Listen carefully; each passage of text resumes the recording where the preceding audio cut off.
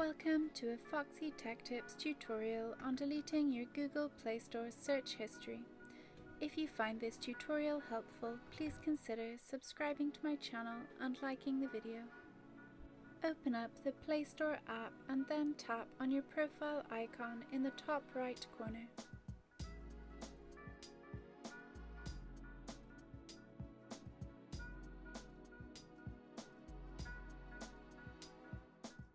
Select Settings from the menu that appears. In Settings, tap General.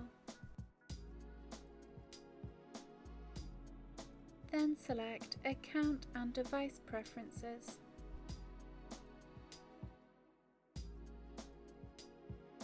Scroll down to the History heading and tap Clear Device Search History.